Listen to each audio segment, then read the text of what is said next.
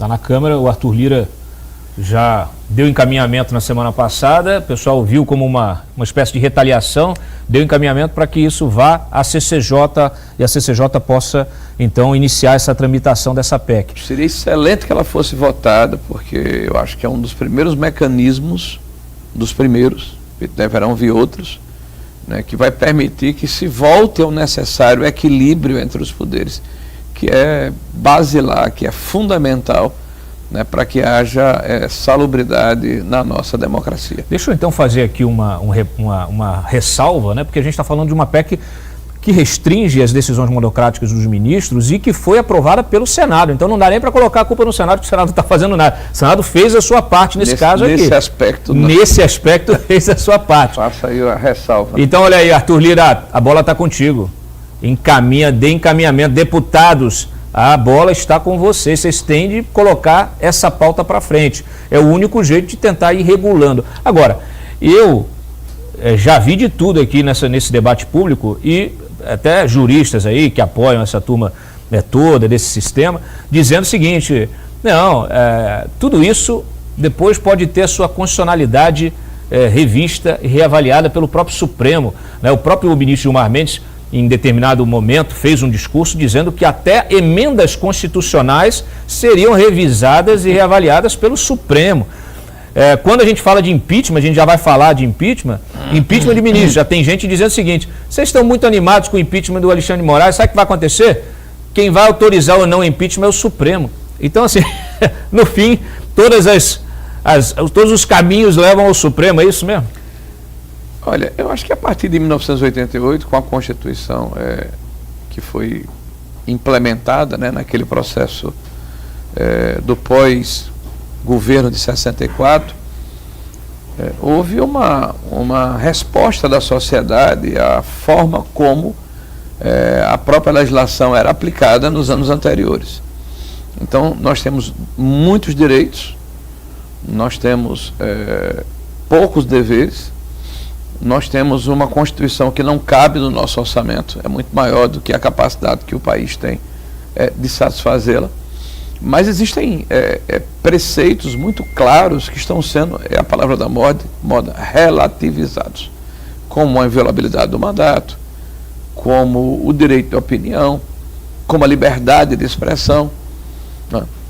E principalmente a divisão necessária entre os poderes. Ao longo desse período, o Supremo Tribunal Federal tem tomado medidas que vão se avolumando ao longo do período e que não há reação por parte do Legislativo. Não vou falar nem do Executivo. Sim.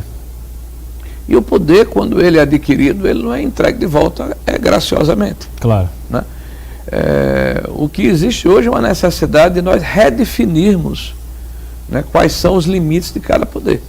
Por exemplo, a mim causa muita espécie, Cláudio, estranheza, eu diria até perplexidade, como se banalizou, como se tornou natural que ministros sejam entrevistados em canais de televisão ou em ambientes como esse aqui da internet para darem opiniões sobre processos políticos ou ações que eles irão julgar. Exatamente. Tá? Então isso me parece assim tão paradoxal, tão esquisito, né? E virou arroz de festa. Mas o mais esquisito, o mais complicado é que esses ministros que se comportam desta forma não permitem que haja uma contradita, que alguém os questione. Ora, quem desce para o play tem que brincar.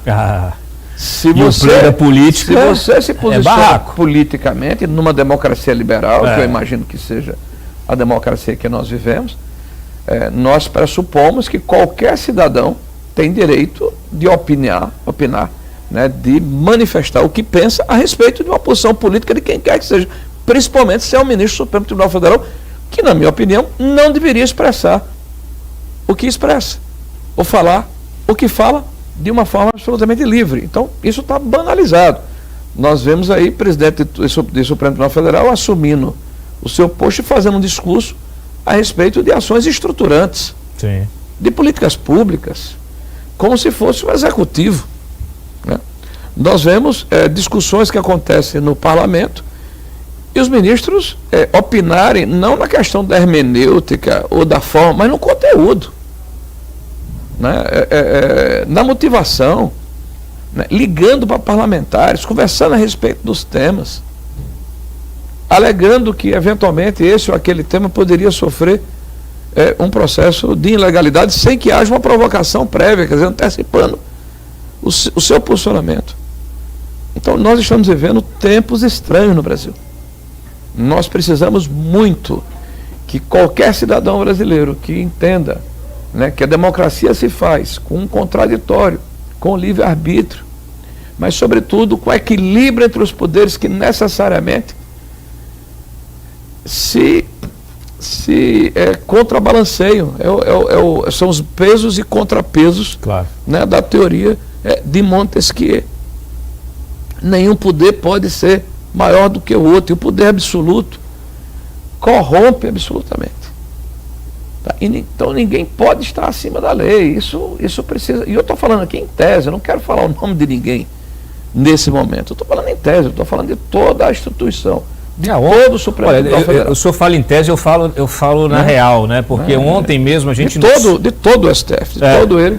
Ontem nós noticiamos ontem uma entrevista que o Barroso deu para o Guilherme Amado, lá no Metrópolis, em que ele ficou comentando, aí ele falava assim, não, eu vou falar em tese, mas aí ele comentava justamente todas essas denúncias que estão saindo, etc. e tal, que é uma coisa que ainda está em curso, a gente não sabe nem a gravidade, quer dizer, a gente já acha muito grave, e essa gravidade pode piorar, ela pode se adensar, cada dia tem uma coisa nova mostrando que esse grupo paralelo aí de investigação de Moraes perseguiu gente no exterior, usou para levantar a ficha até do pedreiro que fez obra na casa dele, uma coisa absolutamente absurda.